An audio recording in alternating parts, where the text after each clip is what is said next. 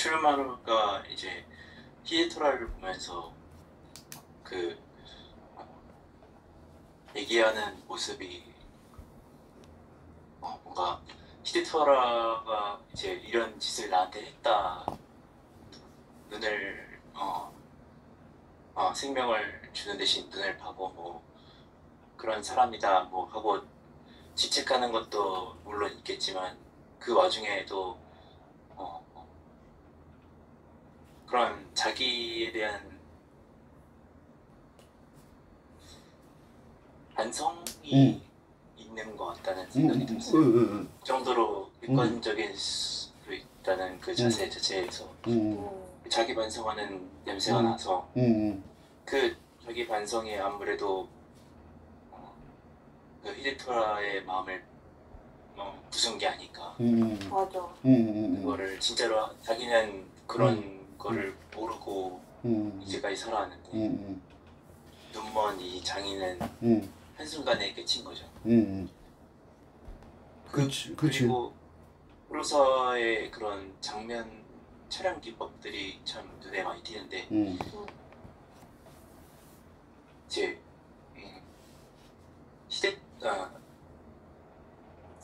추르마루는 계속 내부에만 있죠.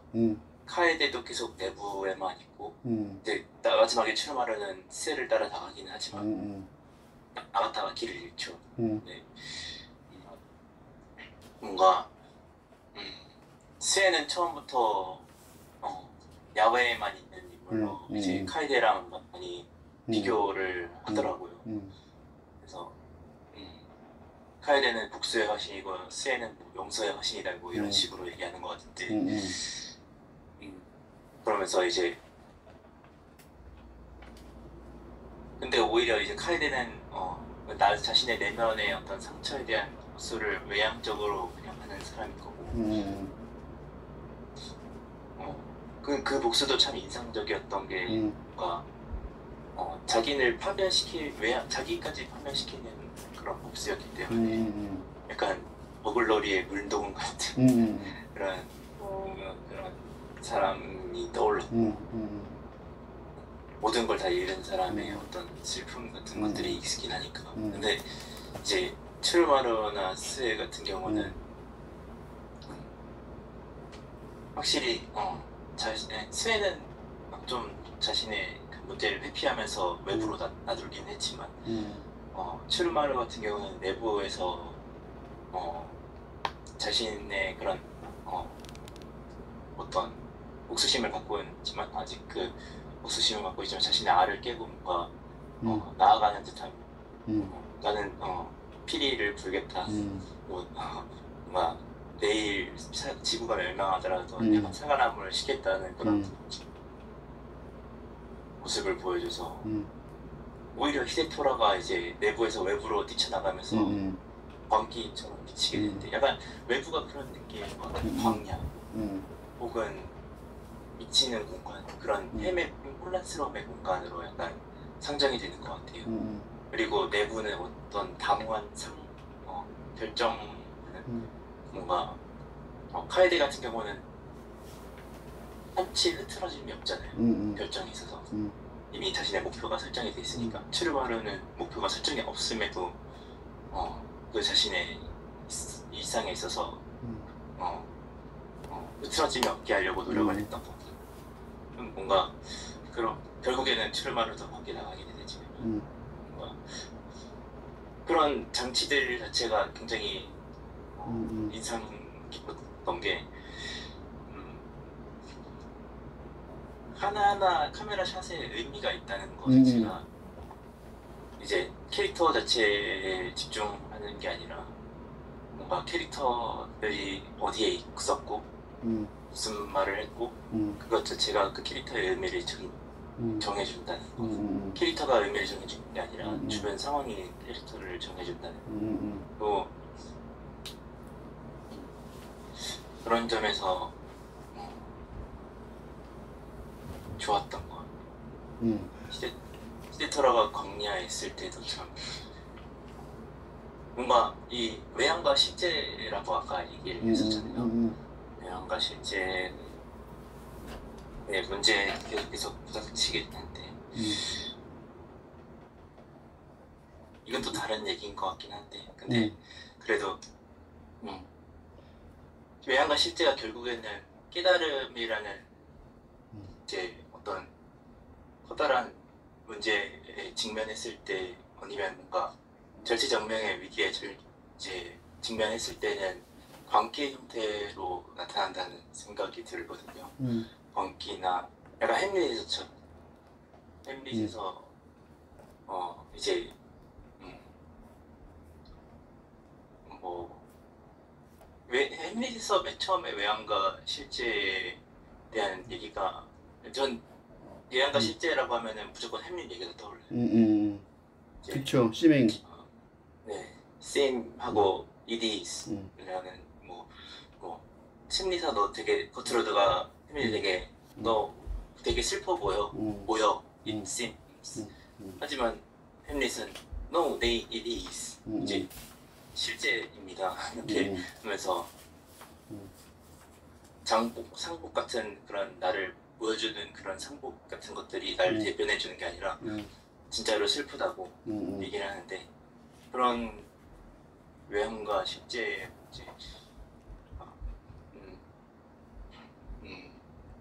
결국에는 이제 햄릿의 어떤 광기를 통해서 이제 뭔가 깨달음이 이어진다 이런 느낌.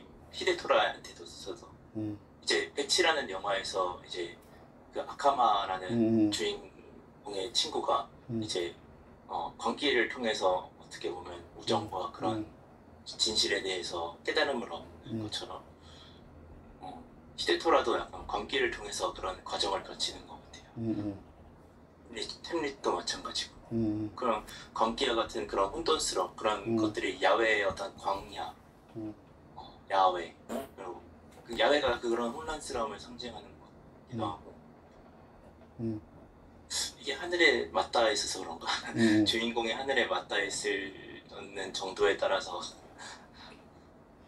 굉장히 혼란스러움이 가중되는 것이기도 하고 굉장히 중요한 얘기를 했어요. 굉장히 중요한 얘기를 했는데 이게 크게 두 가지 다른 얘기를 섞어서 해서 나도 이 얘기를 두 가지 다른 걸 섞어서 해보고 싶은데 햄릿부터 먼저 얘기하면 햄릿은 나는 가장 임정식 의원은 이즈하고 심즈 그거를 중요시 여기는데 언제나 보면 외향과 그런 것 같다와 그것이다 라는 걸 중시 여기는데 나는 언제나 뭘 중시 여기냐면 햄릿의 time is out of joint. 시대는 연결을 벗어나 있다. 라는 걸 중요시 여기, 그 같은 얘기죠. 근데 그게 이제 표현된 게 is하고 sims죠. 그지? 그걸 정확하게 알고 있는 사람은 is를 말하고, 그걸 정확하게 모르고 모호하게 알고 있는 사람은 sims를 말한다는 거죠. 그지? 그거고, 나는 그거를 햄릿이 정확하게 아는 내용이 time is out of joint. 시대는 맥락이 끊겨져 있다. 맥락이 틀어져 있다. 그렇게 얘기하는데, 이제 중세 가문이 붕괴되는 상황이잖아요. 중세 가문이 붕괴돼서, 그게 다시 말하면 중세 가문이 붕괴돼서, 왜 내가 이 햄릿 얘기를 꺼내고 시작했냐면, 이게 햄릿이 붕괴되는 얘기만은 아니라고요. 그렇죠. 붕괴되면서 뭐가 생기냐면, 새로운 근대 가족이 생기는 과정을 얘기하는 거예요. 패밀리라는 단어가요, 번역할 때 가문이라고 번역했는데, 그게 이제, 근대 오면 가족이라고 번역돼요. 똑같은 패밀리라는 단어가 중세시대 문장에서 나오면 가문이라고 번역해야 돼요. 가족 없었으니까. 근데 근대식의 문장에 나오면은, 글에 나오면은 가족이라고 번역을 해야 되거든요. 그러니까, 가문을 유지하려는 사람들은, 착각이죠. 그 리어왕과 히데토라예요. 리언과 히데토라는 착각하고 있는 거예요. 가문이 유지될 거라고 생각하는 거죠. 그런데 코딜리아나 사브로와 탄고 이런 사람들은 정확하게 그게 착각이라는 걸 아는 거죠. 내가 아버지를 사랑해요. 그렇지만 아버지가 생각하는 가문 유지는 아니에요. 아버지를 근대 가족의 아버지로는 사랑해요. 그치? 그렇지만 가문을 유지하는 거는 그래서 아버지가 생각하는 것처럼 그런 가문이 유지되지는 않을 거예요.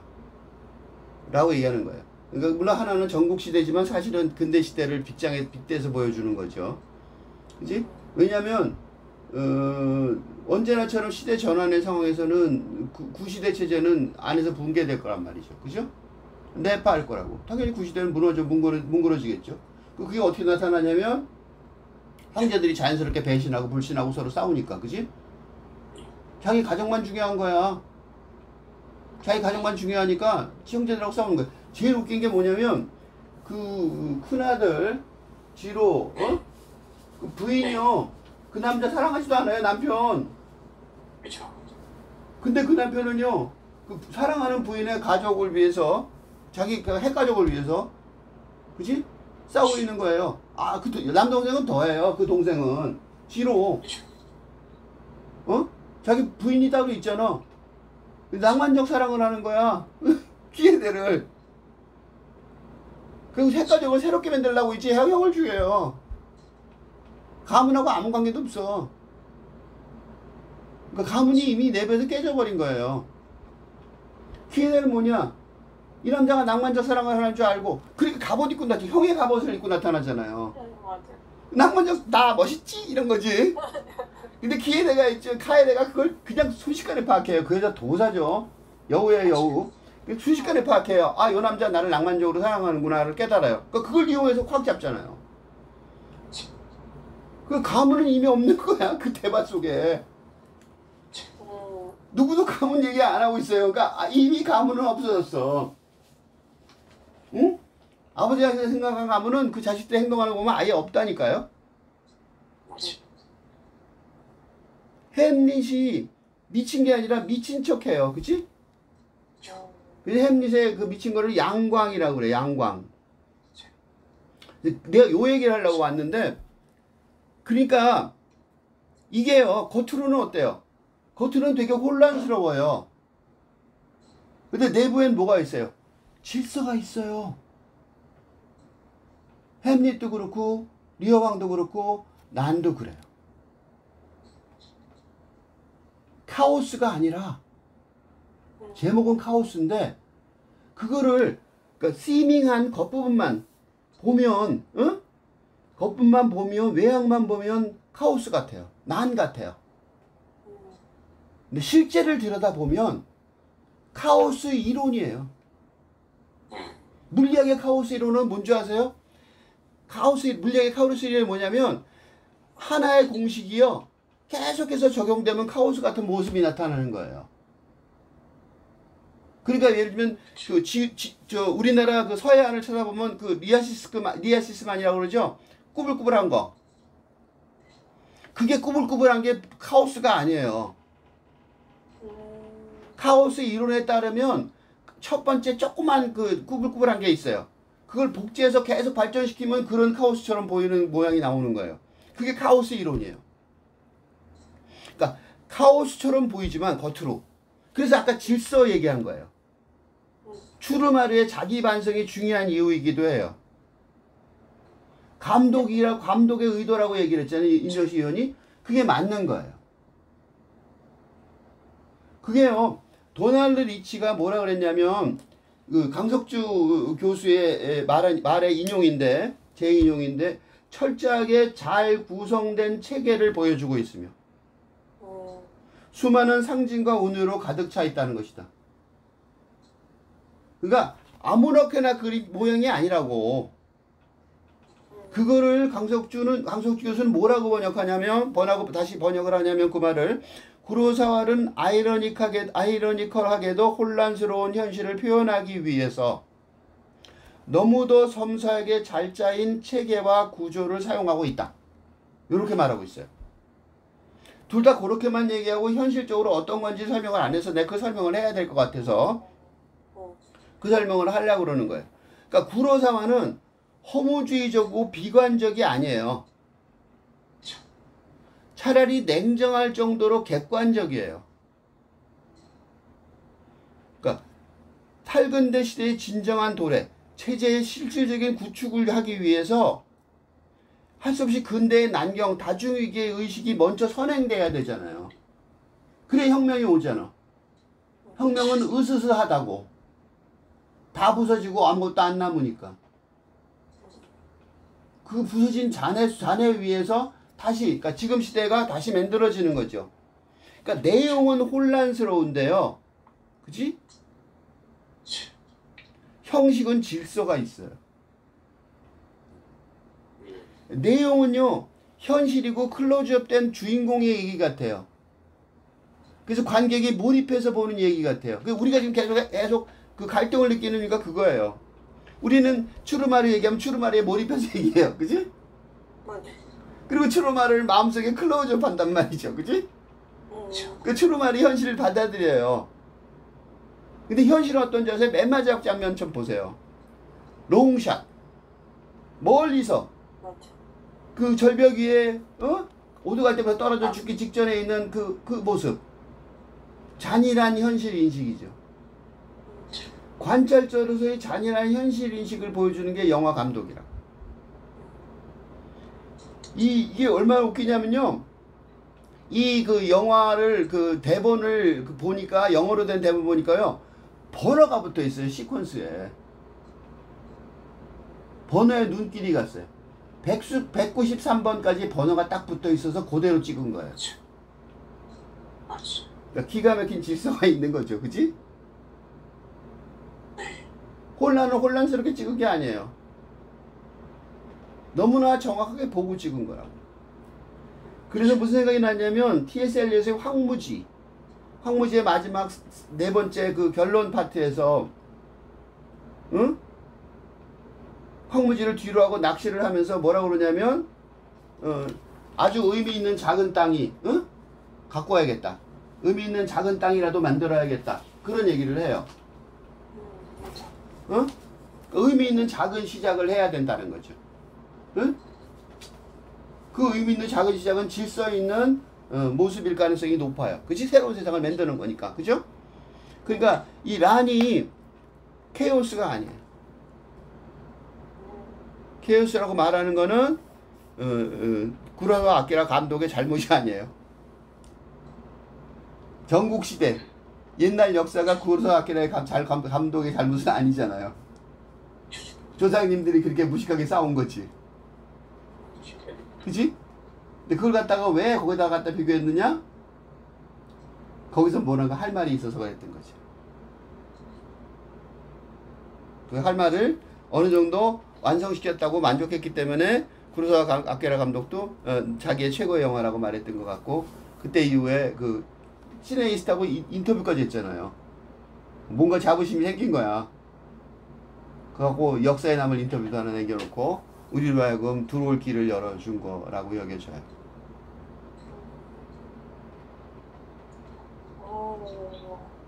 맞아. 그 혼란 속에 있지만 혼란이 아니라는 그 얘기가 참.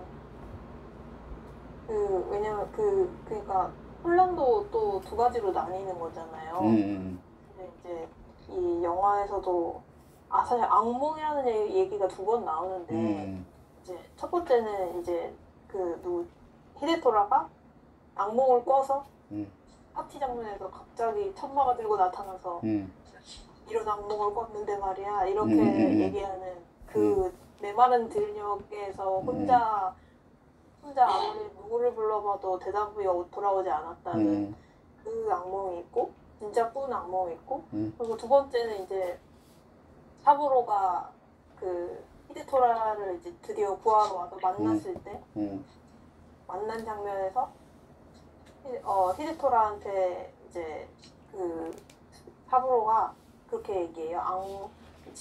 지금까지 악몽을 다 잊으시고 저한테 오시겠습니까 아버님, 이런 식으로 얘기를 하거든요. 그러니까 악몽이라고 하는 게 여기서는 현실을 말하는 거죠. 지금 과거에 있었던 그 히데토라에게는 자기 식솔들이 다 죽어버린 악몽 같은 현실, 그 악몽을 얘기하는 두 가지 이렇게 악몽이 있었는데, 이 현실의 악몽은 그 쿄아미와 히데토라가 대화했던 내용 중에 길을 잃었다는 대화가 또 있었어요. 그 히데토라가 성벽 위에서 길을 잃었다 그랬더니 쿄아미가 인간은 모두 길을 잃었지. 그래서 걔네도 지난 적이 있어. 그랬더니 히데토라가 큐아미가 인간은 예전부터 같은 길만 걷고 있지 싫으면 이 벼랑으로 뛰어내려 그랬더니 진짜로 뛰어내려 버리는 이런 얘기가 있었는데 이럴 때 그 히데토라가 악몽처럼 꿨던 그런 이 식솔들이 다 죽어버린 이 현실은 이제 진짜 길을 잃은 사람의 그 악몽이잖아요. 그래서 이 현실적으로 내가 소유한 모든 것들이 다 사라져버린. 그러니까 이제 진짜로 이 벼랑 끝에 있기 때문에 아무도 이제 나를 뭔가 도와줄 사람이 없는 것 같은 게 진짜 현실이 돼버린. 근데 아직 실제로 육체가 죽지는 않았잖아요. 그래서 그런 악몽이 있었고, 근데 이제 똑같이 길을 잃은 악몽 속에 메마른 들녘의 악몽은 그것도 분명 길을 잃은 거지만 이제 현실 속에서는 길을 잃어도 사부로가 남아있던 사부로가 있었고 그 메마른 들녘 위의 악몽은 사실 누구한테나 다 언젠가는 와야 되는 죽음에 대한 그런 두려움이 악몽으로 나타났다고 볼 수 있는 장면이잖아요. 그래서 사실 그 큐아미가 얘기했던 길을 잃었다는 것도 두 가지로 해석이 될 수 있는데 그럼 우리가 죽음을 직면했을 때는 반드시 길을 잃겠죠, 누구나. 그래서 그런 길을 잃는 악몽과 이제 그 히데토라처럼 현실적으로 자기의 업보로 인해서 생긴 그 소유물들이 다 없어져 버린 그런 길이 잃고 그것은 굉장히 혼란스러울 거지만 이제 우리가 죽음은 아직 오지 않았고 그리고 그거에 대해서 더 계속 우리가 준비해 나갈 수 있는 시간이 충분히 있단 말이에요. 만약에 내가 그걸 의지가 있다면. 근데 그래서 이제 그런 내가 그냥 갑작스럽게 맞닿은 혼란과 내가 준비할 수 있는 혼란 이 차이가 큰 것 같아요. 그렇게 이제 사실 혼란이라는 거 자체가는 혼란스러운 그 불안하고 그걸 생각하면 무서운 게 맞지만 근데 내가 내 의지가 있어서 그 혼란을 마주할 의지가 있는 상태하고 그 혼란에 휘둘리기만 해야 되는 상태는 다르다는 거를 이 영화에서 충분히 보여주지 않았나? 그래서 이 영화를 보는 내내 힘들어도 끝까지 보게 되고 그리고 이제 히데토라는 나중에 이제 사부로까지 죽고 나서는 이제 더 이상 기댈 때가 아직 죽으면 준비가 되지 않았는데 현실 세계에서 기댈 데가 없으니까 결국 죽음을 맞이하게 되죠. 그렇지만 그 이제 남아있는 추루마루는 이제 준비할 그 시간이 있는 관객처럼 눈먼 자들의 어떤 준비가 필요한 그런 혼란을 이제 마지막으로 멀리서 비춰주고 그걸 객관적으로 그게 맞다고 보여준 것 같은 그런 확신의 장면이었다? 좀 그런 생각이 들었어요. 굉장히 중요한 얘기를 했는데 준비할 수 있을까? 준비할 수 있을까? 우리는 과연 준비할 수 있을까? 그거는 히데토라가 우리한테 보여주는 미리 먼저 가는 사람이 보여주는 굉장히 중요한 질문이에요. 그 죽음 준비할 수 있을까의 대표적인 얘기가 죽음의 준비겠죠. 그러니까 모든 말살, 멸실, 모든 것이 다 없어지는 준비고 그 준비할 수 있을까라는 질문을 대답할 수 있는 게 영성사상이겠죠. 옛날엔 종교였는데 요새 종교가 그걸 잘 안 해주니까 그런 걸 준비할 수 있게 해준다면 힘들어도, 그지? 힘들어도 끝까지 공부를 하게 되는 거예요. 우리가 지금 이 영화 보기 힘들었는데, 그지? 보기 힘들었는데 그래도 악체까지 끝까지 몇 달 동안은 힘들었는데 준비한 이유가 뭔가 우리로 하여금 힘들어도 준비할 수 있게 해주는 어떤 그런 이건 안 보면 안 되는 것 같은 그런 어떤 그런 격려를 이 영화가 해줬기 때문에 계속해서 해줬기 때문에 우리가 버틸 수 있었던 거라고 볼 수 있어요. 그 힘들어도 준비할 수 있을까라는 주제는 좋은데 악몽에 대해서 좀 더 설명을 해야 될 것 같아서 악몽이 얼마나 지독한가 그 설명을 덜 한 것 같아서 그 악몽의 지독함에 대해서 설명을 하려고 그래. 영화에 크게 두 장면이 기가 막힌 장면이 나오는데 하나는 제3의 성이 다 죽고 모두 죽어요. 그럼 보통 이제 왕은 자결을 하거든. 일본식으로 말하면 맞아요. 활복 자살을 하잖아. 그 저 누구야? 카에데의 엄마도 자살했잖아요. 그지? 그거 저 거미의 성에서도 그 자살한 방, 그지? 엄마가 죽은 자살한 방 그 얘기하잖아요. 그 방에서 그지? 벌어지잖아 일이. 그거 당연히 높은 사람들은요 이거 일본 특유의 문화죠. 어? 당연히 자살을 해야 되는데 혼이 나갈 정도로 당하는 바람에 자살도 못했어. 단도가 안 보여. 아예 그걸 꺼내 생각도 단도가 오카리아 주변에 널려 있을 텐데 전쟁터니까. 맞아. 근데요 불타는 성에서 유령처럼 왕이 나타나요. 히데토라가. 그러니까 이게 완전 진짜 유령이 되노니까 병사들이요 당연히 먼저 죽이면 공훈을 세우거든요. 정말 적장을 죽이는 순간 죽이는 첫 번째 누가 죽였냐가 그래서 화살을 그렇게 쏴댔잖아. 근데 정작 나타났어. 병사들 어떻게 앉았어요? 홍해가 갈라지듯 쫙 갈라져요. 뒷걸음질. 그리고 그 긴 그 트레킹 샷으로 이어져요. 칼도 없이 맨발로 투벅투벅 걸어가는데 자기 아들도 꼼짝도 못해요. 아무도. 그지? 그리고 성 밖으로 사라져. 그때 옆에 있던 부하가 지로님 주사위는 던져줬습니다. 가문의 주인. 근데 그게 주인공이 아니에요. 지로가 주인공이 되는데 이 왕이 이 미친 지경이 된 왕이 주인공이 되는 거예요. 그러고 난 다음에 바로 뭐가 나오냐면요. 꽃다발을 단 그 히데토라가 나타나요. 꽃을 머리에 건. 그건 뭐예요? 오피리아. 오피리아 똑같은 장면이 나온다고. 오피리아가 미친 걸 우리가 아는 이유는 머리에 꽃을 꽂은. 그래서 오피리아의 죽음이라는 그림이 있는데 쉽게 찾을 수 있어요. 물속에 누워져 있는 그림인데 머리에 꽃을 꽂고 있어요. 사랑에 대한 배신이죠. 으로 미쳐버린 거죠. 그죠? 그러니까 감정이 이성 중심의 시대에서 감정이 갈 곳을 잃은 거죠. 그치? 그러니까 히데토라도 자식에 대한 감정, 자식과 부모에 대한 사랑 이런 게 있다고 믿은 거죠. 그게 배신당한 거예요. 그러니까 오피리아가 똑같은 주제인 거죠. 그거를 강조하는 게 뭐냐면 그 장군이 그지 상고가 광인이 되셨나 하고 질문해요. 그러니까 그 광대가 차라리 잘 되셨네. 미친 세상에 살려는 응? 이렇게 대답을 해요. 그러니까 악몽이 현실이 된 거죠.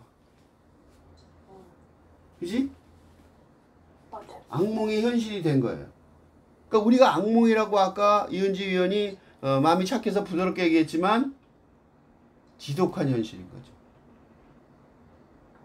그러니까 우리가 준비할 수 있을까라는 질문도 정말로 절박한 질문이 되는 거예요. 솔직히 그 장면에서 히데토라가 어떻게 살아서 걸을 수 있는지가 의문이야. 그러니까 사람들이 다 그렇게 생각하는 거야. 우리뿐만 아니라 거기 들어있는 그 병사들도 그렇고. 그거 기가 막힌 장면이에요. 그러니까. 맞아요. 구로사와키라가 너무 절묘하게 찍었어요. 거기 있는 병사들 모두 이해를 했고 우리도 모두 이해를 했어요. 너무나도 아름답고 멋있는 장면이었어요. 어떻게 살아서 있지? 유령 아니야? 유령을 어떻게 죽일 수 있어요? 유령은 못 죽여. 다른 차원의 존재가 돼버렸잖아. 그 싸움이 무의미해진 거예요. 수없이 많은 병사가 죽는 싸움이었는데 싸움이 무가 돼버린 거야.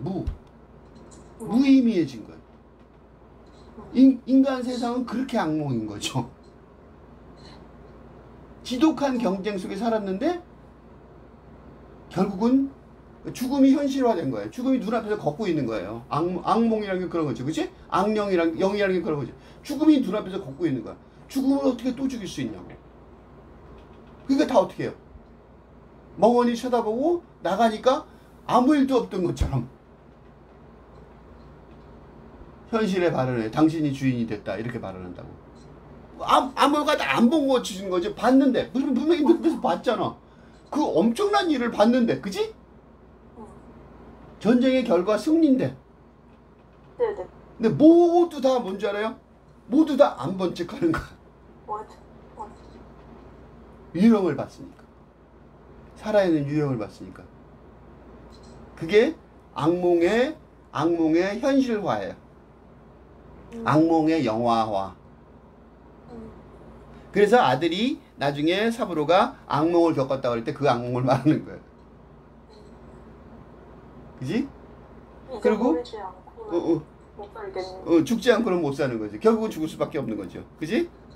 그러니까 사부로가 아무리 위로해도 소용이 없는 거죠. 맞아요. 오피리가 아무리 위로해도 소용이 없는 거예요.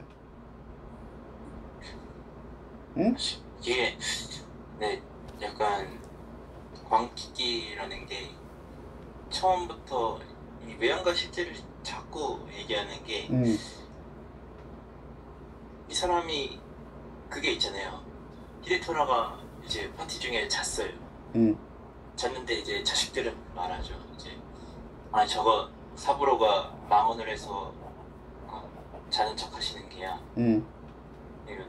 척하는가 실제로 자는가 문제가 있는 것 같아요. 그러니까 마지막에 이 광기에 미쳤을 때에도 진짜 미쳤는가 안 미쳤는가 이런 질문을 하게 되는 이유가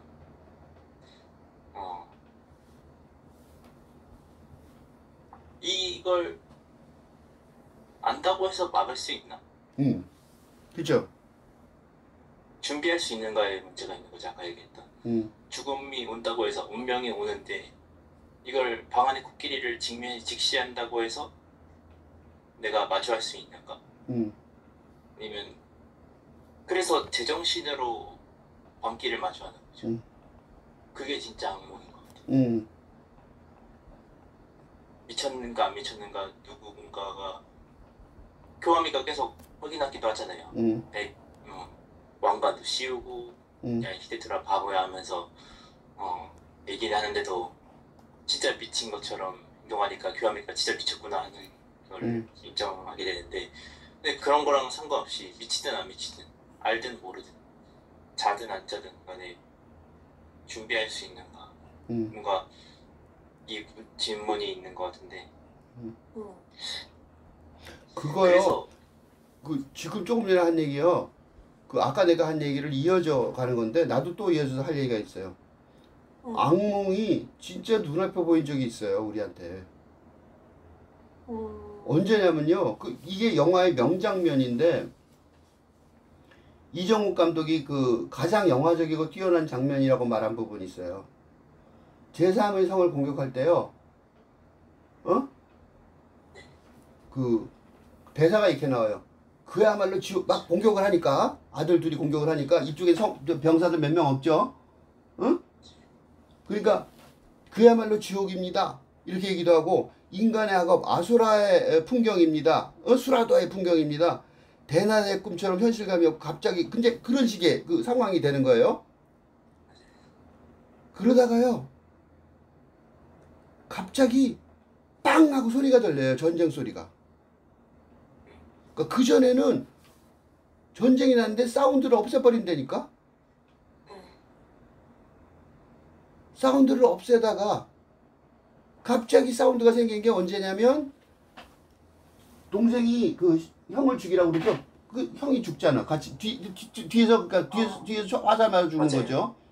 맞아요. 집 타로가 큰형이 지로가 시켜서 형을 죽이는 장면 있잖아요. 딱 총을 맞는 순간 빵 하고 음이 터져요. 그 전에 안 들렸던 음이죠. 그지? 그 전에 전혀 안 들렸던 음이에요. 악몽이 현실이 되는 거죠. 형제를 죽이는. 그러니까 그냥 아버지를 죽이는 전쟁보다 더 끔찍한 거죠. 그지? 진짜로 이건 완전히 끝나버린 인생이라는 걸 보여주는 거죠. 삶이 얼마나 지독한, 그러니까 실제는 얼마나 지독한 악몽인가. 그걸 빼도 박도 못하게 보여주는 거죠.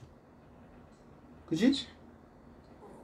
너무 믿기 어려운 상황이에요. 아버지가 아들이 아버지를 공격하고 자기 부하들을 공격하고 믿기 어려운 상황은 우리가 납득하기 어렵단 말이죠. 이거 어떻게 해요? 우리는 의식적으로 소리를 무음으로 만든다고. 응? 소리를 무음으로 만드는 것처럼 우리는 현실에 있는 일부분을 안 보는 척 한다고. 피하는 거죠. 그치? 근데 그건 어쩔 수가 없어요. 동시적인 도피를 할 수밖에 없다고. 요새 세상이 왜 정신적으로 문제가 있는 줄 아세요? 우울과 불안이 왜 팽배하고 정신과를 많이 가야 되냐면 임정식 의원이 말한 것처럼 제정신을 가지고, 그지? 광기를 직시할 수 없다는 거예요. 이 남 얘기가 아니고 어디 저쪽 얘기가 아니고 지금 우리 얘기라고. 그거를 그 전쟁이 막 벌어졌어요. 보면서 사실은 안 듣고 안 보고 그냥 보고 있는 거예요. 어떻게든지 정면으로 안 부닥치려고 노력하는 거죠. 근데 너무나도 끔찍한 일이 벌어지면 응? 동생이 형을 쏴 죽이는, 싸우다 말고 뒤통수에다가 전쟁의 모든 원리, 모든 룰을 다 깬 거잖아요. 그치? 모든 룰을 다 깨버리는 그 순간이 되면 더 이상 안 볼 수가 없는 거죠. 그치? 더 이상 안 볼 수가 없는 거예요. 아까 내가 노 얘기했는데 옵젝티브 얼루프니스, 객관적 무관심으로 하늘에서 보듯이 보려고 노력을 아무리 하더라도, 그치? 하늘에서 멀리 보면 소음이 안 들리겠죠. 그치? 소리가 안 들릴 거 아니야. 아무리 멀리서 보면, 그치? 멀리서 무음이겠죠. 그치? 밑에서 벌어지는 일이, 개미들이 왔다 갔다 하는 것 같은, 그치? 그 하늘의 시선이라고 그랬잖아요. 응?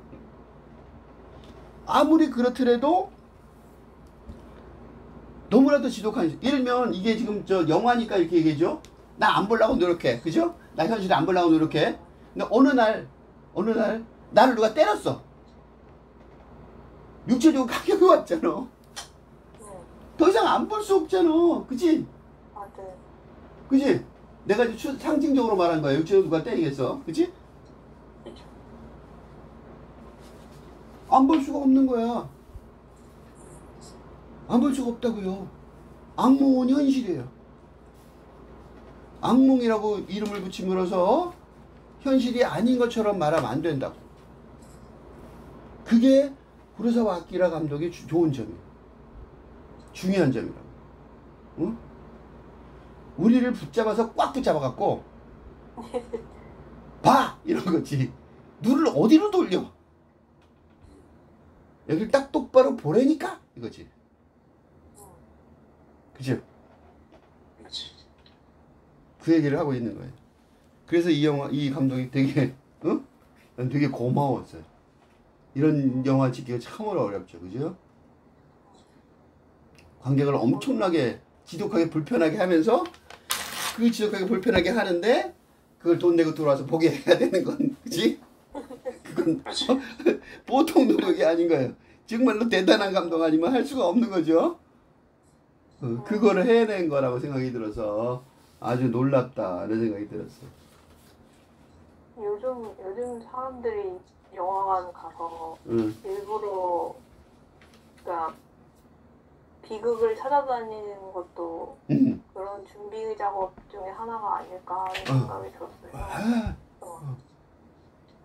그러니까 이런 생각이 들었던 이유가 이제 그 아까 얘기했던 홍유미 교수의 인용 논문 중에서 이제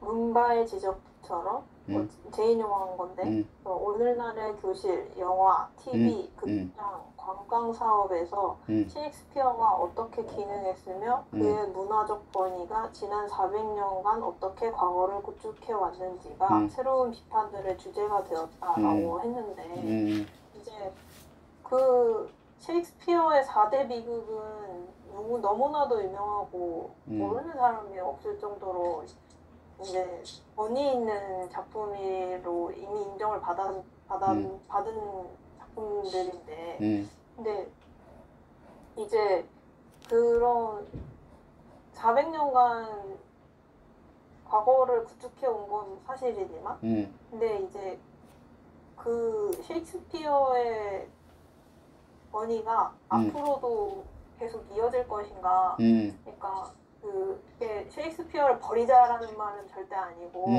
단지 이제 셰익스피어의 권위에서 그게 충분히 완벽하고 만족스럽게 사람들의 그 현실에서 진짜 히데토라처럼 현실 속에서 겪을 수 있는 그런 악몽을 그 셰익스피어의 작품 같은 그런 비극들이 그거를 사람들한테 인식시켜주고 그런 비극이 있을 수 있다는 걸 그리고 그 감정을 위로해줄 수 있는 기능을 충분히 하고 있는가 그게 이제 의문이 드는 거예요. 그러니까 한마디로 이제 질문하자면 우리 지금 시대의 새로운 문화적 권위는 어디서 오고 그게 있을 수는 있는가 이제 그런 질문인데 이게 그런 그 차원에 대해서 이제 제가 그냥 이제 혼자 생각해 본 거예요. 이제 그러면은 어디서 그런 권위가 생길까? 어떤 게 권위에 있는 걸까? 그랬을 때 이제 또 다른 논문에서 그 강준수 교수의 일본 영화 란과 리어왕에 나타난 비극성 고찰이라는 논문에서 이제 서론의 첫 문단인데 문학 작품, 연극 그리고 영화는 각자의 장르에 맞는 특성이 있다. 그러나 장르의 차이와 상관없이 인간과 삶의 본질에 대한 통찰이라는 점에서는 공통된 점을 찾을 수 있다. 이러한 공통적 측면은 장르의 차이점에도 불구하고 변주를 통한 상호 교류의 가능성을 내재한다. 물론 변주는 원작이 지닌 기본 골격을 토대로 특성과 개성을 살려서 자신만의 새로움을 만들어내는 것이다. 이렇게 얘기하는데 이제 전 세계를 통틀어서 가장 많이 변주된 작가는 윌리엄 셰익스피어를 들 수 있다 이렇게 마무리를 했는데 그러니까 이제 윌리엄 셰익스피어까지는 이제 누구나 인정하는 비극을 우리에게 보여줬고 그리고 그 비극 덕분에 근대사회라는 공동체가 공통된 감정을 공유할 수 있게 된 거잖아요. 네가 얘기하는 게 이런 내용이구나 라는 거를 이제 그걸 자연스럽게 서로 이해하게 됐으니까 감정의 공동체가 성存될 수 있게 해준 그 역할을 너무 잘해줬는데 근데 이제 그러면 그런 상호교류의 가능성을 이제 이 부로사 아키라의 란처럼 죽음과 맞이해서 오는 우리가 인간과 삶의 본질이라는 거는 사실 그 죽음의 깊이에서부터 온다고 생각하거든요. 우리가 그거를 얘기하고 말로 꺼내지 않으면 아까 우리 박 교수님이랑 정식 위원님이 계속 얘기해왔던 그 주제처럼 이 악몽에 대해서 우리가 앞으로 충분히 경험하고 볼 것 같은 그런 비극에 대해서 피할 수 없는 비극에 대해서 어떻게 상호교류를 할 건지 그 가능성이 어디서 오는지 그게 막 뭐 작품 문학인지 연극인지 영화인지 이런 장르의 차이는 그냥 기술적 차원에서 물질적 차원에서 차이는 있을 수 있는데 근데 그게 그런 것을 충분히 뛰어넘어서 이제 각자 자기가 갖고 있는 자신만의 새로움을 그게 원래 우리가 육체를 가지고 있는 한 내가 겪는 경험은 다 다르잖아요. 근데 그럼에도 불구하고 이 죽음의 깊이에서 우리가 서로 교류할 수 있는 그 말은 어디서 오나 그거를 내가 개인이 할 수 있나? 내가 아무리 노력한다 해도 저 루프의 저 현대적인 작가나 뭐 본인은 뭐 과학자, 뭐 철학자 이런 사람들과 비등해질 수는 없을 것 같고 모든 사람이 그렇게 될 수 없는데 그러면 사회 시스템에 그 권위를 인정해 준다든지 아니면 그 권위가 이 최소한 공동체한테 좀 인정을 받는 뭔가가 생기지 않으면 그럼 개인이 알아서 하라는 소리밖에 안 되잖아요. 그게 굉장히 좀 불안한 부분이기도 하고 그게 만들어져야 되지 않나? 또 그런 부분 때문에 이 권위에 대해서 많이 고민하게 된 계기인 것 같아요. 지금 굉장히 중요한 그 아주 심각한 그 이 시대의 문제점을 얘기를 했는데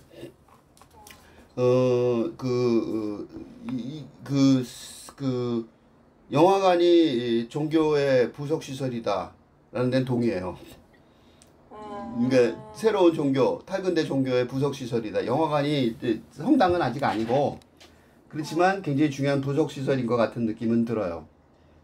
그리고 그거는 왜 중요하냐면 지금 설명하려고 그러는 건데 근데 문제는 영화관에 상영되는 내용이죠. 상영되는 내용이 이제 내용에 관한 얘기예요. 셰익스피어가 그 내용의 대표적인 거니까, 그지? 셰익스피어가 그럼 가장 핵심적인 그 상영 내용이 되는, 지금 셰익스피어 엄청나게 상영되고 있죠, 전 세계에서. 근데 그게 이제 그러면 그 내용이 맞냐 이거지, 그지? 그게 이제 셰익스피어의 권위에 관한 얘기로 한 거예요. 셰익스피어의 권위가 잘못된 게 아니라 지금 시대에 그게 얼마나 적용이 가능한가 라는 문제가 되는 거죠, 그지? 셰익스피어가 100% 답인가? 뭔가 모자라다 이거죠, 그지? 지금 시대 질문은 아닌 것 같다는 거야, 응? 이미 너무 자연스러워. 그러니까 그게 뭐냐면 아까 말한 감정의 공동체, 상호교류의 가능성이라고 말하는 게 바로 근대란 말이야. 그러니까 근대 사회를 만든 거야, 셰익스피어가. 오케이, 인정. 근데 왜 그럼 우리가 영성사상 얘기를 하냐고. 죽음의 깊이를 얘기하고 왜 어떻게 대처해야 되고 죽음을 왜 얘기해야 되냐면 그게 답이 아니기 때문에 더 이상. 그러니까 각자 또 나서서 자기의 영성을 영혼을 찾아 돌아다니게 된 거예요. 그러니까 체제가 딱 갖춰져 있으면 내가 영혼을 찾을 필요가 없어. 목사님 얘기하는 대로 따라가면 되는 거야, 그치? 맞아요. 질문할 필요 없잖아, 그죠? 목사님 얘기하면 네, 나도 그렇게 할게요. 알았습니다, 고맙습니다. 그렇게 나도 따라갈게요. 이러면 되는데, 그게 전혀 씨가 안 먹힌다는 걸 너무 잘하니까, 그럼 내가 이제 각자 알아서 영성의 개인이 찾아가려고 노력하는 거야. 그치? 질문이 자동적으로 그렇게 되는 거라고. 그 개인이 찾으러 가는 자리가 바로 영화관이 되는 거야. 컴컴에 불 꺼진 자리에서 혼자 나의 영혼의 질문을 만나는 거죠. 그치? 여기서 긍정적으로 말하자면,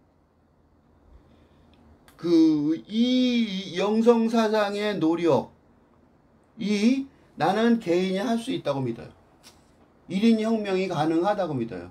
왜냐면 1인 혁명이 왜 가능하냐? 두 가지 점에서 가능해요. 첫째, 이 혁명은 육체나 정신이나 감정이나 차원에서 벌어지는 일이 아니에요. 내가 만날 말하는 인간 경험의 4개의 차원을 보면 육체, 정신, 감정은 개인이 있고 공동체가 있어요. 왜 그러냐면 그거는 전부 다 시간과 공간 속에 갇혀있는 인간 존재에 관한 얘기예요. 네. 영성은 달라요. 영성은 시간과 공간에 갇혀있지 않아요. 그래서 인간은 신하고 부처가 될 수 있고 불성하고 신성과 소통할 수 있단 말이죠. 그래서 1인 혁명이 가능해요. 그걸 사람들이 아는 것 같아요. 응? 아는 것 같으니까, 그지? 그러니까 혼자 가서 그렇게 하는 거예요. 1인 혁명을 하는 거란 말이죠. 그지? 그럼 어떤 1인 혁명이냐가 문제겠죠? 그 얘기를 좀 더 하려고 그래요. 그 내용을. 잘못하면 판타지로 빠지잖아요. 그래서 이제 그걸 설명을 지금부터 하려고 그러는 거예요. 그래서. 그게 판타지로 안 빠지게 하는데 바로 이 구로사와 아키라 같은 단독, 그다음에 우리의 노력이 필요한 거죠. 그게 그 이름이 뭐냐? 시적 상상력. 그렇지. 개인이 하는 수밖에 없잖아. 세상이 보는, 간단히 쉽게 말하면 그런 거야. 세상에 아무도 내 대답을 안 해줘. 내 인생의 가장 중요한 문제. 왜 사는지 왜 죽는지 안 가르쳐줘. 기존의 대답은 틀렸어. 그걸 너무 알겠어. 그지? 네. 그럼 새로운 걸 찾아가야 되는데 그 새로운 걸 찾아가는데 혼자 찾아가는 수밖에 없어. 그 영적인 차원에서밖에 없는 거야. 그러면 누가 필요하냐? 시적 상상력의 힘으로 제대로 된 예술적인 작업을 하는 예술적 창조품이 필요하잖아요. 그 길을 구로사와 감독의 영화 같은 걸 읽으면서 우리가 보는 거죠. 그걸 구체적으로 말하면 리어가 뭐라 그러냐면 자신이 죄를 지은 것보다 딸들이 훨씬 더 큰 죄악을 자신에게 대했다라고 말해요. 영어로 하면 I am a man more sinned against than sinning. sinning, 내가 저지른 것보다 more sinned against. 내가 잘못한 게 아니라 자식들이 날 더 괴롭혔다. 죄를 저졌다 이렇게 말하는 거잖아요. 그치?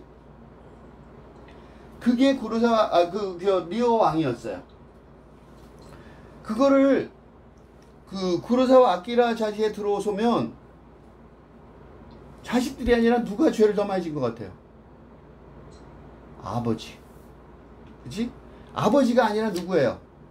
아버지의 시대. 그죠? 피에 굶주린 야생적인 사회. 첫 번째 멧돼지 사냥에서 나오죠. 왜 개를 잡으러 뛰어다니냐고. 응? 그게 본성인 사회라서 그런 거잖아요. 그지? 그러니까 개인적인 것 같지만 사실은 뭐예요? 사회적인 거죠. 그치? 그렇지? 사회적인 문제란 말이에요. 요 말을 조금 더 나가보면 그래서 구로사와 아키라 감독의 모든 영화가 롱샷에 클로즈업 없이 그치? 응? 대화도 거의 없죠? 그리고 롱테이크야. 말도 없이 그치?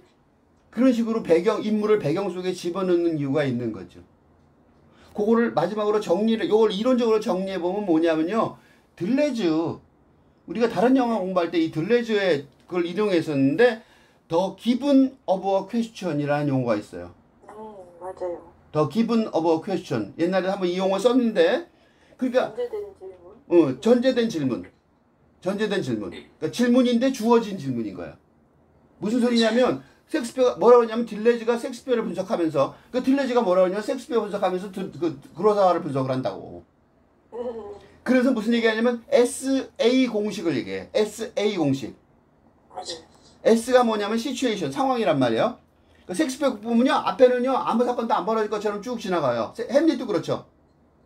3화까지는 상황만 보여줘요. 그 다음에 5막에서 액션이 벌어지는데 무수히 많은 사람이 죽어요. 그거는 구로사와 아키라는 아닌데 그렇지는 않은데 어쨌든 비슷해요. 구로사와 아키라도 상황이 먼저 중요한 거죠. 그치? 그게 말하자면 셰익스피어는 그래도 등장인물 행동자가 있어요. 액터가 있다고. 햄릿. 그치? 그러니까 햄릿, 리오 왕 움직이는 사람들이 있단 말이죠. 근데 구로사와에 오면요 액터가 없어요. 히데토라가 영웅이에요? 사부로가 영웅이에요? 아무도 없어.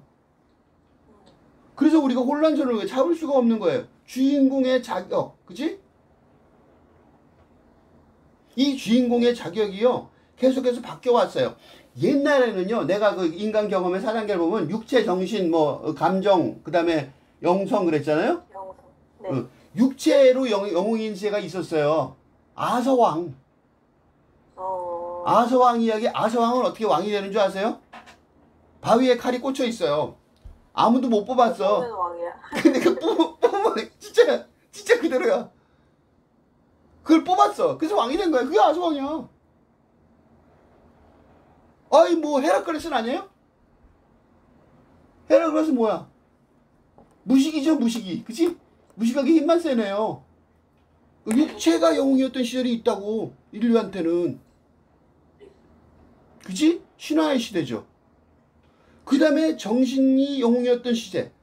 그게 섹스피어죠. 질문을 하고 인생의 질문을 파악하는 능력이 있을 때예요. 근데 이 구로사와가 보여주는 탈근대 시대의 사람들은 영웅이 되기 어려워요. 왜? 시대가 요구하는 질문에 대답하느라고 바빠. 우리처럼 같이 하는 거예요. 그치?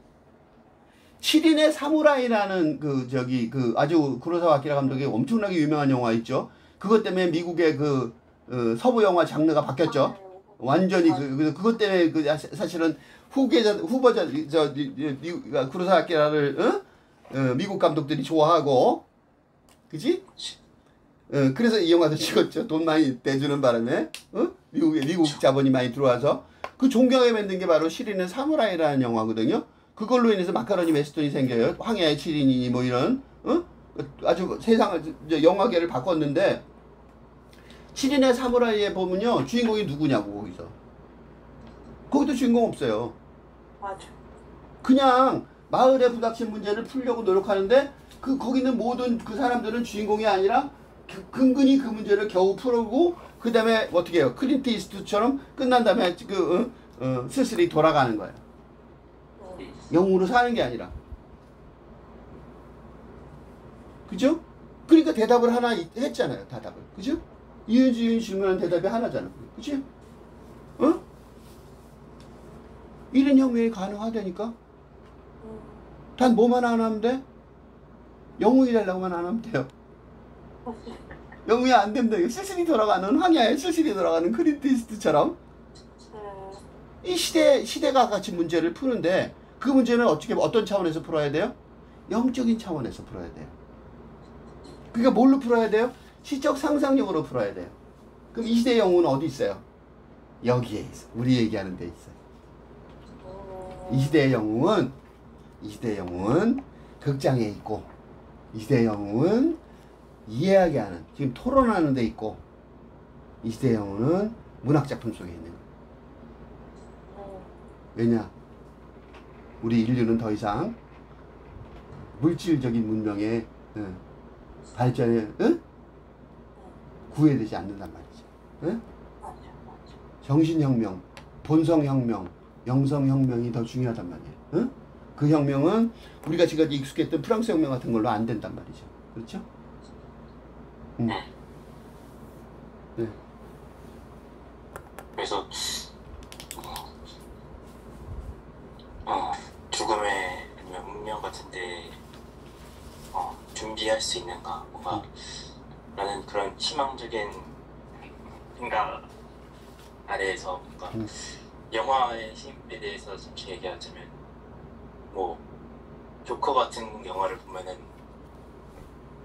잠시 그 조커가 되어본 기분으로 막 이렇게 약간 무드가 변하잖아요. 영화를 본 뒤에 그런 변화도 있고, 퍼펙트 데이즈 같은 경우는 또 다른 의미죠. 퍼펙트 데이즈 같은 경우는 보고서 와, 저 사람 저거 하는 거 끝내준다.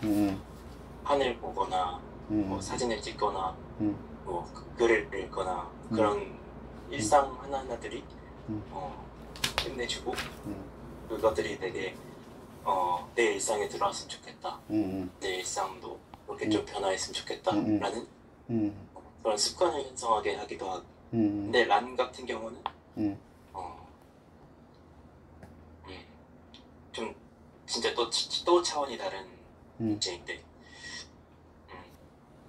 정말 아까 맨 처음에 얘기했듯이 영화의 주인공이 시간일 정도로 이 영화는 오랫동안 사람을 고민하게 함으로써 뭔가 그런 불편한 히데토라처럼 히데토라가 자신의 그런 불편한 과거를 직시하게 만드는 것처럼 관객들도 그 자신의 불편한 현재의 상황을 직시하게 만드는 그런 정도의 힘을 가지고 많은 시간을 들여서 같이 곁에 있어주면서 약간 위로를 해주는 그런 영화라는 생각이 들어요. 그래서 시간과 질문, 그래서 에세이 공식 아까 얘기했던 시츄에이션하고 전 공식, 딜레즈 그 인용문도 참 보았는데 한번 읽어볼게요. 벨레즈의 시네마 원에서 햄릿의 에세이. 그거는 어쩌면 매우 순수한 에세이 공식이라 할 수 있다. 뭐 움직이기 전에 움직이려고 할 때 우리는 모든 창조들을 알아야 한다. 무로사와는 자신에게 가장 어려운 일이 인문이 움직이기 전이라고 말한다. 거기에 이르기 위해 나는 몇 달을 심사숙고해야 한다. 그러나 그것이 어려운 것은 그것이 인물 자신만큼이나 중요하기 때문이다. 무엇보다도 모든 창조들이 있어야 된다. 그 때문에 구로사와 영화 속에는 곧잘 두 개의 매우 뚜렷한 부분이 있다. 하나는 긴 설명으로 이루어져 있으며 또 하나에서 다른 하나에서는 비로소 행동이 격렬하고 급격하게 시작된다. 뭐 바로 그것이 구로사와의 공간이 수축된 연극적 공간일 수 있는 이유이다. 여기서 주인공은 모든 창조들을 환히 꿰뚫고 있으며 행동하기 위해서 그것들에서 눈을 떼지 않는다. 이 얘기들을 보면서 들레즈가 살짝 놓치고 있는 부분이 모든 인물들도 그렇고 감독 자신도 그 참조들을 알아야 되고 상황들을 알고 뭐 긴 고민을 해야 되겠지만 구로사와는 그것만 보지 않고 관객들이 이거를 보면서 그 참조들을 마련할 수 있는가에 대해서 굉장한 집중을 해왔던 것 같고 그래서 시간이 주인공이 된다는 것 그 자체가 매우 멋있는 말이니까 뭐라 해야 될까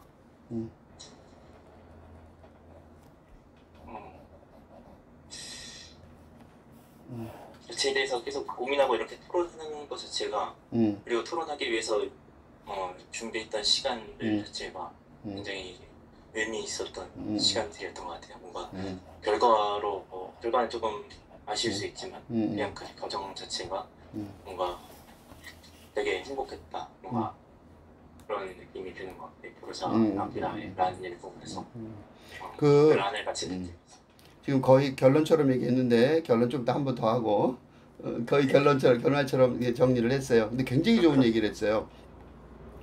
임정수 의원이 좋아하는 외양현실, 섹스피어, 햄릿의 외양현실 그 대비로 말하면 구로사와 아키라가 외양을 보지 말고 괴로운 현실, 불편한 진실을 직시하도록 하는 거죠. 근데 그 하는데 등장인물들이 하게 하는 거고 등장인물들이 주인공이 아니야. 그러니까 한솜씨가 어떻게 돼요? 관객도 같이 들어가야 되는 거야. 그 불편한 진실을 주인공이 히어로가 다 보면 우리는 그냥 히어로의 행동만 보고 있으면 되잖아요. 남 얘기니까. 근데 주인공을 쓱 빼버리는 바람에 분명히 주인공이라고 왔다 갔다 하고 있어. 근데 히어로도 주인공이 아닌 것 같고, 그지? 그러니까 관객이 어떻게 해요? 한숨씩 같이 가서 그 불편한 진실을 직시할 수밖에 없는 거죠. 이 모든 현실을 다 알아야 되는 거예요. 모든 참조 틀을 다 알아야 되는 거죠. 저희가 지금 토론하는 것처럼 우리가 지금 토론하는 것처럼 한숨씩 우리도 끙끙대면서 모든 걸 다 알아야 된다고 그러잖아요. 그치? 그렇게 되면 뭐가 되냐면 연극적 공간이 마련되는 거야. 어떤 틀이 잡히는 어떤 프레임워크가 하나 마련되고 공간이 마련되고 그 안에서 뭔가 길을 찾으려고 노력하는 거예요. 그게 뭐가 돼요? 그게 위로. 영혼의 위로가 되는 거예요. 적어도 우리는 이 세상이 악몽이고 비극이지만 다 읽고 있어. 하나도 안 피하고 다 읽으려고 노력하고 있어. 어쩌면 이 끔찍한 다중위기가 우리가 다 읽었기 때문에 아마 시작일지도 몰라. 그런 위로를 주는 거예요. 그러니까 추루마루가 그 연약하고 한심하고 그 떨어져 죽기 직전에 있는 그 추루마루 같은 그런 연약한 인물이 맨 마지막에 보여준 이유가 뭐냐면 그러다가 그런 거야. 나도 그래. 당신은 아닌가? 라고 질문하는 것 같아요. 우리가 많이 했어. 추루마루 같은 경우는 뭔가 이제까지 히데토라랑 이제 얘기했던 부분은 뭔가 정의와 어떤 진실, 수 이런 느낌이었다면 출마루는 믿음에 대해서 얘기를 많이 하죠. 뭔가 스웨와 출마루는 그런 잃어버린 믿음 아니면 뭔가 잃어버린 어떤 그런 게 잃어버리게 되면은 어떻게 행동해야 되는가. 그러니까 좀 출마루와 스웨의 중심 질문이었고 저는 그 질문이 너무나도 어려워가지고 자꾸 피하게 되더라고요.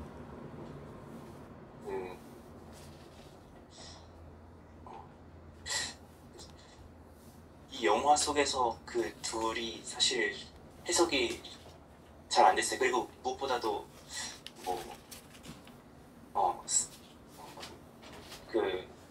사부로의 죽음도 아니면 타로의 죽음도 물론 형제간의 그런 죽임도 끔찍했지만 스웨의 죽음이 진짜 제일 끔찍했어요.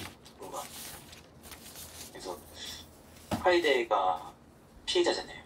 피해자가 피해자를 결국 죽이게 되는 거잖아요. 이게 진짜 제일 끔찍했던 것 같아요. 목이 접촉가 돼서 이렇게 자라났던 부분. 사실 아무런 관련이 없는 사람이죠. 사실 미친 사람을 전쟁에서 죽이진 않잖아요. 그런 것처럼 그것도 룰이 깨지는 순간이죠. 그래서 그것을 보고 그것도 진짜 끔찍한 현실이죠. 출마루 그 장님 한 명이 혼자 남아가지고 스웨도 없이 스웨가 죽었는지 살았는지 모르고 혼자 남게 되는 그 질문에서 그 상황에서 믿음이 과연 존재할 수 있는가라는 그 질문 자체가 나올 수 있나 그런 의심마저 들게 하는 거예요. 애초에 그런 것들이 현대인의 상황이 아닐까 생각이 들어요. 현대인들이 과연 영성에 대해서 관심이라도 가질 수 있을까? 이런 질문 자체를 할 수 있다. 저도 마찬가지. 이게 그 추르마르에 대해서 우리가 자꾸 신경이 쓰이는 이유가 추르마르 이 영화에서 했죠. 이 미래를 얘기하는 사람이 추르마르예요. 미래 이 영화 다음에 이 영화가 만약 우리의 현실을 말하는 거라면 우리의 현실을 말하기 위한 어떤 틀이라면 미래를 말하는 사람은 그 스웨하고 추르마루 남매예요. 스웨는 공상적인 미래를 말하는 거죠. 그지? 이상적인 너무나도 이상적인 미래를 말하는 거예요. 누구나 다 다정하게 서로 대하는 다정함의 연대가 있는 그 미래를 말하는데 추르마르는 그렇게 다정함만 있는 게 아니라 혼란이 있고 힘들고 증오도 있고 복잡한 감정이라는 사실까지도 정확하게 표현하는 사람이에요. 미래죠 그게. 카에데는 미래를 포기했어요. 너무나도 절망적인 현실이라서 미래를 포기하고 그치?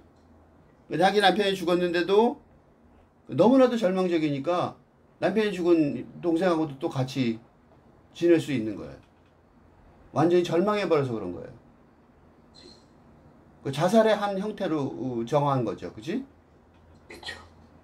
그러니까 그냥 집단 자살을 요구하는 것 뿐인 거죠. 복수도 아니죠.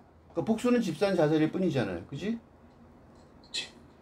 그러니까 우리에게 남은 건 뭐냐면 두 가지예요. 이 영화가 끝나고 나면.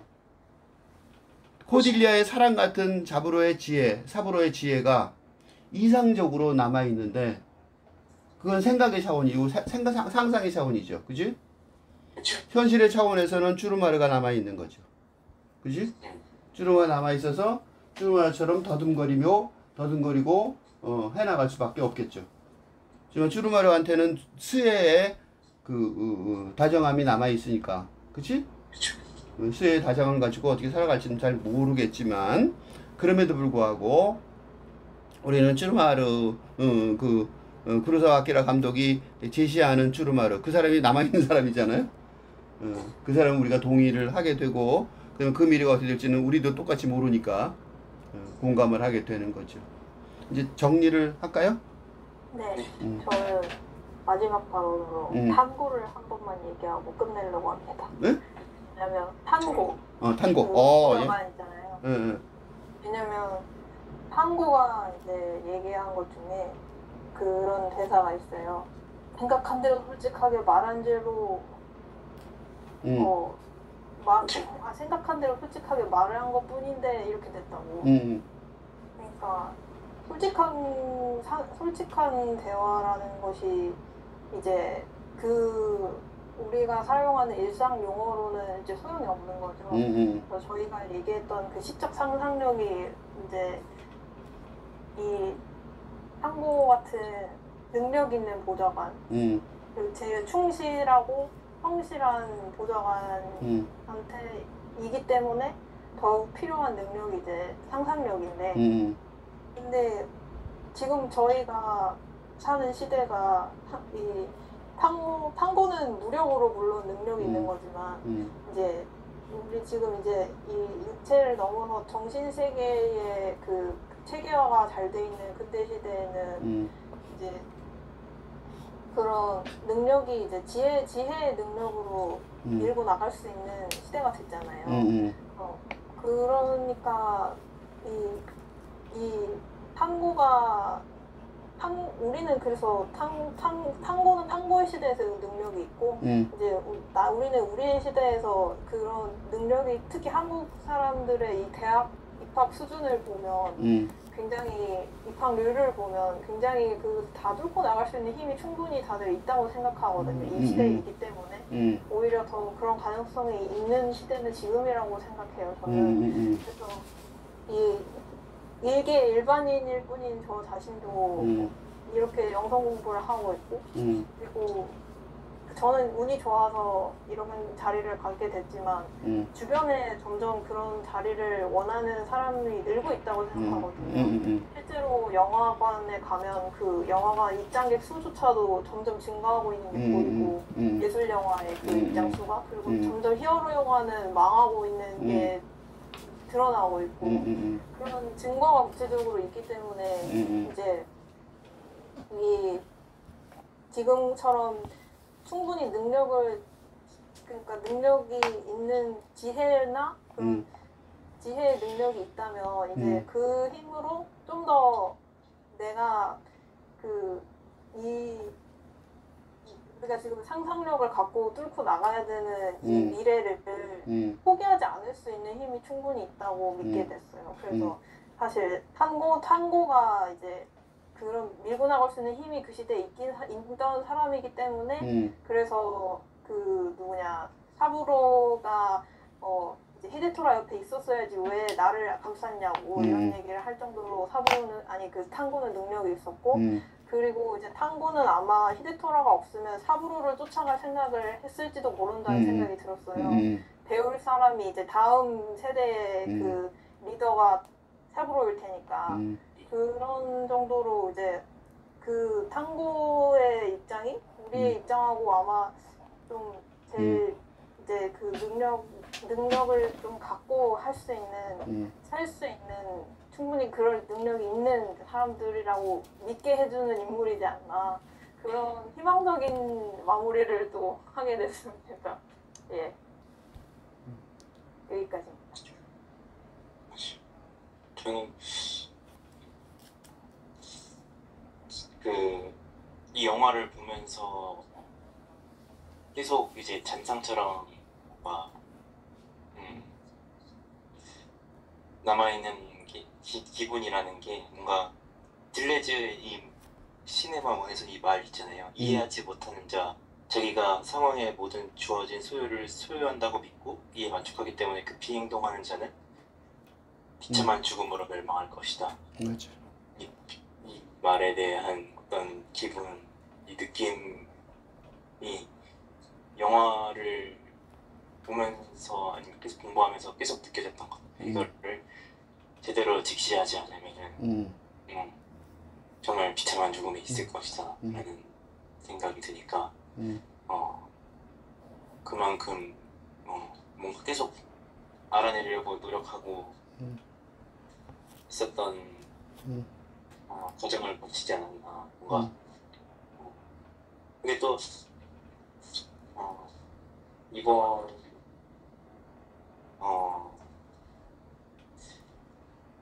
공부를 했는데도 뭔가 이번 토론이 엄청 뭔가 결과가 막 좋은 것 같지는 않은데 객관적으로 뭔가 제가 설명을 제대로 못한 것 같아서 근데 설명은 일단은 또 넘어가고 또 이런 영화를 찾아서 또 새롭게 해봐야 되지 않을까 하는 생각이 듭니다. 아니 우선 그 임정식 의원이 조금 전에 자기 그 토론이 좀 불만족스럽다 얘기했는데 그거 아세요? 지금까지 토론 여러 번 했는데 토론이 끝난 다음에 자기 토론의 수준을 분석한 거 처음이라는 거. 즉 다시 말해서 그 전까지는 자기가 무슨 소리 하는지도 몰랐다는 거. 근데 이제 그 무슨 소리인지 알고 말하고 있고 그 수준을 따라가려고 노력했다는 거. 그 수준이 아주 수준 높은 토론이었어요. 거꾸로 뒤집어 말하면. 응? 드디어 자기가 스스로 분석하고 언제나 다 만족하진 않죠. 언제나 좀 불만이 있는데 보통은 이 바보들은 불만이 부족한지 모르는 게 바보예요. 부족한지 아는 사람은 바보가 아니야. 그거야말로 이제 발전의 시작이고 그만큼 좋은 토론이었다. 그리고 그 토론을 비참한 죽음을 얘기하듯이 지금 우리가 하는 토론의 중요성을 절실하게 깨닫고 있다. 그러니까 탈근대 영성을 위한 시적 상상력의 힘을 공부하지 않는다면 우리는 분명코 비참한 죽음을 맞이할 것이다. 그러니까 성공하지 못하고 실패하고 행복하지 못하고 불행할 것이다. 라는 사실을 절실하게 깨닫고 있다는 고해 성사 같아서 좋았고요. 그 다음에 이은지 의원의 탄고 얘기는 놀라웠어요. 우리가 탄고 얘기를 계속 안 했었죠. 정말 많이 했었어야 되는 사람인데 계속 안 했었어요. 왜냐? 그 사람 정말 중요한 사람인데 우리가 할 얘기가 별로 없어요. 그지? 너무 내용이 없어. 그래서 할 얘기가 없었는데 사실은 엄청 중요한 사람이죠. 이은지 의원이 그 탄고 얘기를 이어가기를 바랍니다. 그 탄고 얘기를 이어가야 될 다음 세대인 거죠. 내가 마지막으로 하고 싶은 얘기는 이 리어왕과 란의 구별이 어떻게 다른가, 그거에 관한 그 최종적인 정리를 한번 해보려고 그래요. 그 리어왕의 만약에 그 영화를 찍는다면 클로즈업을 해야 돼요. 리어왕의 표정.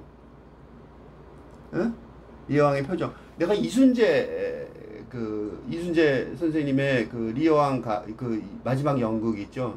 최근에 한 거. 그 연극을 봤는데 그거 굉장히 중요한 연극이었죠. 그지? 그래서 그 연극을 따라서 친구랑 같이 가서 봤는데 연극은 이제 연극하는 그 관객하고 무대와 거리가 멀잖아요. 멀어서 사실은 그게 굉장히 정통 연극이었어요. 리어왕 그대로 연극을 했는데 공연을 했는데 관객은 멀어서 잘 안 보인단 말이죠. 표정이. 근데 놀랍게도 무슨 생각이 들었는지 알아요? 내가 이순신 선생님 표정을 본 것 같은 느낌이 들었어요. 그러니까 클로즈업이 너무 잘 된 것 같은 느낌 있죠. 연기가 좋으니까 그런 거죠. 그러니까 리어왕 연기는 잘하면요 눈앞에 표정을 보는 것 같은 느낌이 들어요. 클로즈업이 되는 것 같은 느낌이 든다고. 그런데 히데토라의 라는요 우리가 분명히 영화를 눈앞에서 봤잖아. 근데 그 히데토라의 표정이 잘 생각이 안 나요. 그러니까 상황이 거꾸로 된 거야. 그 리어왕은 이순재 선생님 멀리 연기한 걸 봤는데 표정을 본 것 같고 그 클로즈업이 된 것 같다니까. 내가 클로즈업으로 계속 본 것 같은 느낌이 들었어요. 그래서 그 연극이 아주 보고 난 다음에 감격이었어요. 근데 이 라는 분명히 그 주인공이 앞에서 왔다 갔다 하고 그지? 보여줬는데도 롱샷으로 보여준 것, 그 추상적인 얼굴밖에 기억이 안 나요.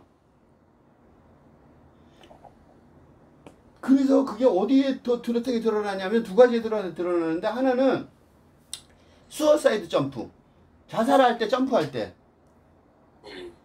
근데 리어왕은요 그 점프하는 장면이요 파스예요. 파스, 소구, 웃기는 희극 중에서도 제일 웃기는 거 있죠. 사소하게 가소롭게 웃기는 희극처럼 보여요. 땅바닥에서 그치? 땅바닥에서 뛸 거야 그래 펄쩍 뛰어 넘어져요. 얼마나 소국이에요. 그지? 광대가 놀리는 거죠. 근데 그러니까 뭐냐면 근데 그 히데토라가 그 사람은 점프하지도 않았어요. 뛰라고 그러고 그 저 무너진 그 저 성벽 절로 넘어갔다고. 근데 광대가 뭘로 받아들이냐면 완전 비극으로 받아들여요. 막 슬퍼한다고. 그지? 완전 비극으로 받아들여요. 응? 우리도 비극으로 받아들이고요. 광대는 또 그래요. 광대가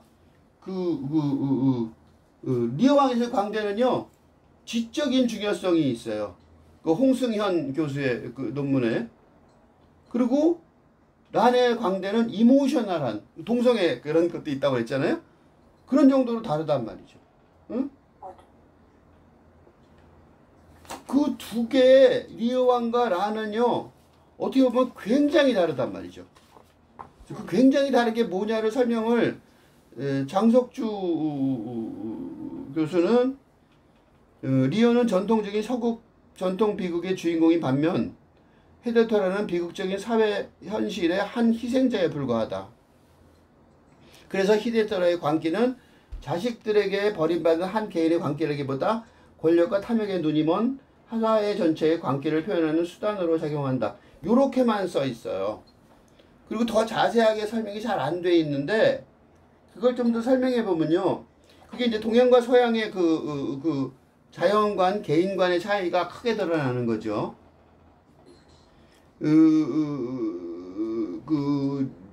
리어 왕은요. 예를 들면 근대의 근대 가족의 이데아가 탄생하는 르네상스 시대에 개인의 실수죠. 근대적 개인의 실수란 말이죠. 오만, 자만심을 가진 사람이 의지를 통해서, 그죠? 그래서 리어왕은 뭐가 되냐면 비극의 주인공이 되는 거예요. 그래서 비극의 하나예요. 킹 리어가. 응? 전통 비극의 주인공이고 그 비극을 통해서 무슨 일이 벌어지냐면 자아가 깨닫는 거예요. 내가 오만했구나. 내가 잘못했어. 하고 자아를 깨닫는 거예요. 그러니까 이 리어왕의 비극은 허무주의적이고 어리석은 선택의 결과예요. 그에 반해서 란의 히데토라는 전통적 비극의 주인공이 아니에요. 그냥 희생자예요. 시대. 17살의 조그만 성에서, 그지? 어쩔 수 없이 싸우고 악착같이 싸우고 살아남기 위해서, 그지? 죽지 않고 살아남기 위해서 막 싸우고 살다가 보니까 어느 틈에 내가 왕이 돼 있는 거야, 그지? 내가 이렇게 들어서 지쳤는데. 그러니까 도덕과 법이 통제력이 상실된 전국시대 법이 없을 거 아니에요. 그런 시대에 어떻게 살아남아야 됐든, 그지? 그러니까 언젠가 당연히 겪어야 될 당연한 결과물이에요. 응? 그러니까 코야미가 말하듯이 미친 세상에는 미쳐버리는 게 낫다고 말할 정도로 냉정하게 객관적인 그냥 묘사인 거예요. 비극이 아니라 그냥 객관적인 묘사야. 결론적으로 말해서 왜 이렇게 두 개가 달라졌을까? 왜 이렇게 달라졌을까? 그게 문제겠죠, 그러면. 그치? 같은 영화, 같은 내용인데 왜 이렇게 다르게 내가 지금 굉장히 다르게 해석을 했잖아요. 왜 이렇게 다르게 해석할 수 있었을까? 그건 뭐예요? 아키라 이 구로사와 감독의 영화는 탈근대 시대 영화라서 그런 거예요. 지금 시대. 응? 지금 시대에 이 탈근대 시대에 근대의 법과 규율이 다 없어져 버린 시대, 흔들려 버린 시대, 아무것도 안 남은 시대. 뭐 같아요? 전국 시대 같은 거죠, 그지? 이제 영웅이 되고 싶어도 될 수가 없어요. 그지? 영웅이 아니라 뭐예요? 무작위 살인마죠. 그 무작위 살인이 막 벌어지는 거예요. 영웅이 될 수 있는 길은 무작위 살인자밖에 없는 거죠. 그래서 17, 20살짜리 애들이 뭐 알도 못하니 총질하고 난리가 나잖아요. 영웅이 되는 방법을 안 가르쳐 주니까 무작위 살인을 하고 앉았는 거예요. 그 구로사와 아키라 감독의 이런 영화들이 되게 중요한 것이 이런 영화들이 이 시대에 어떻게 살아가야 하는지를 알려주면 그런 무작위 살인은 없어지겠죠. 그전에는 안 없어질 거라고 생각해요. 그건 이 시대의 증상이고 법과 제도가 하나도 없는데 그죠? 네. 뭘 해도 되는 거잖아. 그게 실존주의에 나오는 거잖아. 실존주의가 뭐예요? 실존주의가 법 없는 성덕이라고. 법이 없다면 무슨 짓을 해도 된다잖아. 이방인의 메르소 까메 이방인의 메르소가 햇빛이 빛난다고 너무 눈부시다고 사람을 죽여버렸죠. 법이 없다면 아무 짓을 해도 된다는 실존주의, 탈근대적인 이런 분위기가 이제 일상으로까지 퍼져나가서 젊은 아이들이 아무 생각 없이 총질을 무고한 사람들한테, 그치? 얼마 전에 한국에서 일본도를 막 휘둘렀다면서요? 길거리에서. 근데 걔가 그랬대. 난 야구방망이인 줄 알았다 그랬대. 그렇게 많은 사람을 죽여놓고요. 자기는 야구방망이인 줄 알았다는 거야. 그러니까 법이 없다면 아무 짓을 해도 된다가 바로 우리 일상에 지금 완전히 와 있는데, 그치? 그럼 새로운 세상의 영성 세상은 뭐지? 기준은 뭔지, 삶의 기준은 뭔지, 그치? 나중에 중간에 그러잖아요. 히데토라가 나는 여기 왜 있는 거지? 나는 누구인지 질문한단 말이죠. 그 질문에 대한 대답을 해야 되는데, 그치?